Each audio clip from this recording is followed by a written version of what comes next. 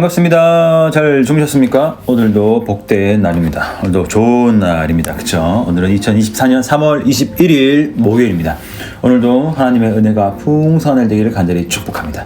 오늘도 말씀으로 새 힘을 얻고 또 말씀을 들으면서 내가 오늘 이렇게 살아야 되는구나 라는 것을 깨닫는 귀한 날 되기를 간절히 축복합니다. 오늘은 3월 21일이고요. 맥신 생일기 며칠 차일까요? 80일차입니다. 80일차.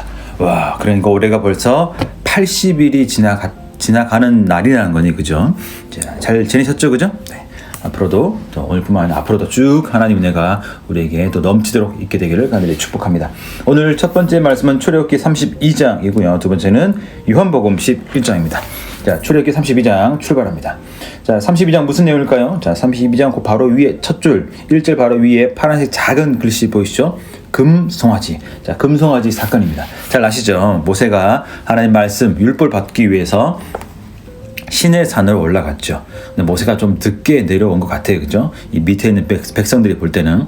그러니까 어떻게 합니까? 야, 우상을 만들자. 아론한테 얘기하죠. 뭐 우상이란 말이 없지만 결국 우상을 만드는 거죠. 자, 1절 보시면 우리를 위하여 우리를 인도할 신을 만들라. 그죠? 이 모세 곧 우리를 애굽 땅에서 인도해낸 사람은 어찌 되었는지 알지 못함이니라. 그러니까 아론이 이 말들은 뭐라 그럽니까? 여러분 참으십시오. 왜 그래요? 모세 올라갔잖아요. 모세 곧 올 겁니다. 하나님이 그동안 그렇게 큰 은혜 주셨는데 못 믿습니까? 믿어야죠. 조금만 더 기다리세요. 이렇게 얘기를 했어야 되는 겁니다. 그죠? 근데 아론은 뭐라 그럽니까? 2절 아론이 그들에게 이르되 너희의 아내와 자녀의 귀에서 금고리를 빼어 내게로 가져오라.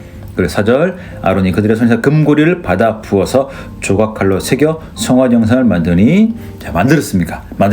아론이 만들었죠. 그죠? 그럴 때 백성이 말합니까? 이스라엘아 이는 너희를 애굽 땅에서 인도해낸 너희의 신으로다 하는지라. 그래서 결국 송아지 우상을 만들어서 제단을 쌓고 또 아론이 또 같이 또 짝짝꿍 잘합니다. 그죠?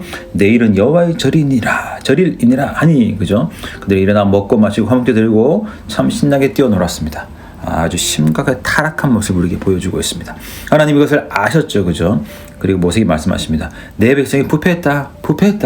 내가 다 쓸어버리겠다. 넌 가만히 있어라. 이렇게 하나님 쭉 말씀하십니다. 그래서 모세가 말하죠. 하나님 그렇게 하지 마십시오. 하나님 그렇게 하시면 애굽산이 뭐라 그러겠습니까? 하나님이 인도했는데 그들을 죽이시려고 하나님이 인도내신 거다. 하나님 그렇게 하나님 하신 일을 그렇게 평가하지 않겠습니까? 하나님 그러지 마십시오. 참으십시오. 그렇게 이야기합니다. 그렇죠? 그래서 13절 보시면 주의 종 아브라함과 이삭과 이스라엘을 기억하소서. 주께서 그들을 위해 주를 가리켜 맹세하여 이르시기를 내가 너희 자손을 하늘의 별처럼 많게 하고 내가 허락한 이 온 땅을 너희 자손에게 주어 영원한 기업이 되게 하리라 하셨나이다. 그랬더니 하나님의 뜻을 돌이키십니다. 물론 이거 하나님이 마음이 변하시나 그런 의미는 아니겠죠. 다음에 기회가 되면 이 부분도 설명을 드리도록 하고요. 자, 어쨌든 하나님은 진멸하기로 한 그들에게 진멸하게 하신 것을 좀 봐주시고 여전히 그럼에도 불구하고 그들에게 심판을 하시고 또 벌을 내리시는 것은 좀 볼 수가 있습니다. 이스라엘 전체가 망한 것은 아니죠. 자, 여기서 제가 중요하게 본 것은 몇 절이냐면 9절입니다. 9절 한번 읽어보실까요? 자, 9절입니다. 시작. 여호와께서 또 모세에게 이르시되 내가 이 백성을 보니 목이 뻣뻣한 백성이로다. 참 여러분 이스라엘에 대한 하나님의 평가가 참 놀랍지 않습니까? 자, 여기에만 나온 것이 아닙니다. 여러분 또 시간 나시면은 출애굽기와 민수기 신명기 잘 보십시오. 그러면은 목이 뻣뻣하다라는 하나님 평가가 꽤 여러 번 나오는 것을 볼 수가 있습니다. 하나님이 보시기에 이스라엘은 목이 뻣뻣한 백성입니다.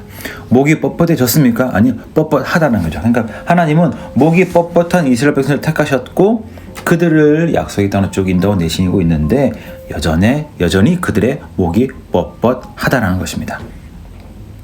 자, 여러분 목 한번 만져보시겠습니까? 자, 목이 뻣뻣한지 안 뻣뻣한지.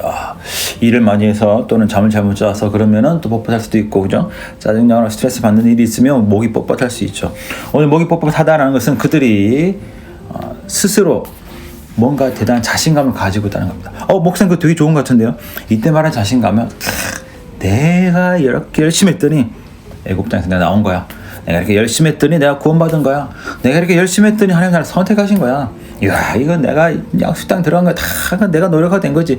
내가 기도한 거야. 너 그거 알아? 내가 금식했더니, 내가 헌금 많이 드렸더니, 내가 봉사 이만큼 했더니 하나님이 이렇게 주신 거야. 이거 다 내가 한 거야. 이런 의미라는 것입니다. 그렇습니까? 그렇지 않죠.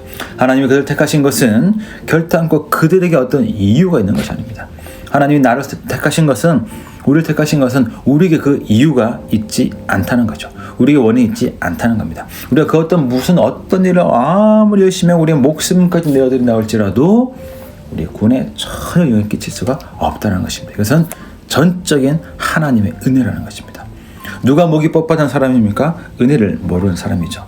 저도 마찬가지고 여러분도 마찬가지입니다. 내가 다 했어. 내가 열심히 기도하고 내가 열심히 계획하고 했더니 내가 열심히 했더니 다 된 거야.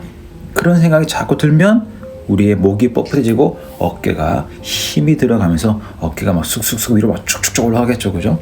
그때부터 사람들 낮게 보기 시작하는 거죠. 나보다 좀 부족하다 싶으면, 나보다 신앙이 좀 늦었다 싶으면은 이제 깔보기 시작하는 거죠. 말이 함부로 나오기 시작하는 겁니다. 그것이 바로 목이 뻣뻣해진 거죠. 오늘 저와 여러분은 목이 부드럽기를 간절히 소망합니다. 여러분 삶 가운데 주의 은혜를 풍성히 누리면서 여러분이 마음의 소원이 이루어지고 기도가 잘 응답받고 아무리 좋은 일이 많아도 여러분 항상 목이 부드러운 삶을 잘 사시는 말랑말랑한 저와 여러분 모두가 되시기를 간절히 축복합니다. 자, 그렇게 사셨으면 좋겠습니다. 여기 첫 번째고 두 번째는 요한복음 11장입니다. 자, 여기서는 죽은 나사로를 살리신 장면이 등장합니다. 이것도 역시 아주 유명한 내용이죠. 그죠? 자, 예수님이 나사로가 병들어 죽게 되었습니다 라는 소식을 들었습니다. 그때 예수님이 4절 이렇게 말씀하십니다. 126페이지인데요. 예수께 들으시고 이르시되 이 병은 죽을 병이 아니라 하나님의 영광을 위함이요 하나님의 아들이 이로 말미암아 영광을 받게 하려 함이라 하시더라. 주변에서는 무슨 말인지 몰랐을까요? 갑자기 지금 나사로가 죽게 생겼는데 이게 무슨 영광 무슨 말일까 아마 몰랐을 것 같습니다. 그죠? 자, 6절 보시면 예수님은 이틀을 더 계셨습니다. 그러니까 예수님은 나사로가 죽기까지 기다리셨다는 거죠. 목사님, 예수 너무 잔인한 거 아니에요? 어떻게 나사로 죽기까지 기다릴 수 있을까요? 그렇게 볼 수 있습니다. 그죠? 어쨌든 나사로는 죽었습니다. 그죠? 그리고 예수님이 오셔서 나사로를 살리십니다. 자, 40절 보니까 40절. 자, 127페이지 40절입니다. 함께 읽겠습니다. 시작. 예수께서 이르시되 내 말이 내가 믿으면 하나님의 영광을 보리라 하지 아니하였느냐 하시니. 자, 결국 이 일로 말미암아 어떤 일이 벌어졌습니까? 정말 예수님이 영광 받으셨죠. 이 나사로가 죽은 나사로가 살아난 것 때문에 수많은 사람들이 몰려들어서 예수를 믿게 되었다라고 성경이 말씀을 하고 있습니다. 자, 나사로가 죽었다가 살아났습니다. 대단하죠. 이야, 역시 멋지다. 역시 이런 일이 있어야지 라고 생각할 수가 있습니다. 그렇죠? 그러나 만약에 내 가족 중에 나사로 같은 일이 있다면, 나에게 나사로 같은 일이 있다면 우리는 어떻게 할까요? 물론 그것이 좋아진다면야 우리가 하나님께 얼마든 영광을 드릴 수도 있을 겁니다. 그렇죠? 그러나 문제는 이것이 명확하게 딱 이렇게 된다라고 알 수가 없다라는 것이죠. 오늘 저와 여러분 삶 가운데 문제가 있습니까 없습니까? 다 있죠. 저도 있죠. 아픔도 있고 고통도 있습니다. 실제로 몸이 아프기도 하고 실제로 마음이 아프기도 하죠. 하나님 병을 고쳐주시고 마음을 새롭게 해주시는 은혜의 길을 간절히 축복합니다. 자, 그럼에도 불구하고 우리 삶 가운데 무엇이 있습니까? 여전히 아픔이 있습니다. 그렇죠? 그냥 그것이 해결되지 않는 경우도 있습니다. 관계에 문제가 있을 수 있고 좀 돈이 부족할 수 있고 참 여러 가지 문제가 있을 수 있습니다. 그렇죠? 자, 근데 그것이 잘 해결되면 얼마나 좋겠습니까? 하나님이 나타나셔가지고 그래, 내가 일주일 뒤에 해결해 줄게. 야, 조금만 참아. 내가 이달 말일에 해결해 줄게. 야, 너 기도 한 40일 특별기도 해봐. 내가 해결해 줄게. 하나님 이렇게 말씀하시면 얼마나 좋을까요? 그럼 그때까지 참으면 되잖아요. 그죠? 근데 그렇게 되지 않는다는 거죠. 그러면 어떻게 하면 좋을까요? 물론 하나님이 해결해 주시겠죠. 그러나 그것이 다 해결되지 않는 경우도 있을 수 있다는 것입니다. 오늘 예수님 뭐라고 말씀하십니까? 하나님의 나의 영광을 위해서다라고 말씀하십니다. 하나님의 영광을 위해서다라고 말씀하고 있습니다. 이게 무슨 뜻이냐면 우리 삶을 통해서, 우리 삶의 모습을 통해서 하나님이 영광 받으신다는 것입니다. 우리가 좋은 일이 있을 때 하나님께 영광 돌립니다 라고 말할 수 있겠지만 오늘 나사로처럼 아프고 절망적이고 또는 우리의 삶의 문제가 많을 때에도 하나님은 그런 우리의 부족한 삶을 통해서도 영광을 받으실 수가 있다는 것입니다. 오늘 저와 여러분 삶 가운데 문제가 없고 잘 해결되고 모든 것이 형통할 수 있는 은혜를 간절히 축복합니다. 바로 그때 하나님께 영광을 돌리시길 축복합니다. 그러나 우리 삶 가운데 문제가 있고 절망이 있고 사람들이 저 왜 저래? 아이고 예수 믿는데 왜 저래? 라는 시간이 있을지라도 하나님은 그런 나의 삶을 통해서도 영광을 받으실 수 있다는 것입니다. 오늘 그때도 여전히 주님을 소망하며 오늘 힘들고 절망적인 상황 속에서도 주님을 바라보며 살아가시는 저와 여러분 모두가 되시기를 간절히 축복합니다. 왜요? 그런 나의 부족한 삶을 통해서도 하나님이 영광을 받으실 수가 있기 때문입니다. 그리고 우리가 또 마지막으로 기대할 것은 무엇이냐면 바로 부활이에요. 부활. 내 삶이 이렇게 이 땅에서 온전하지 못하고 절망적인 아픈 시간이 길어지고 혹 내가 이 땅을 떠나는 순간까지도 해결되지 않는 그런 일들이 있을지라도 부활의 소망을 기대하면서 영원한 천국을 바라면서 잘 살아가시는 저와 여러분 모두가 되시기를 간절히 축복합니다. 또 잘 지냈다가 내일 만나도록 하겠습니다.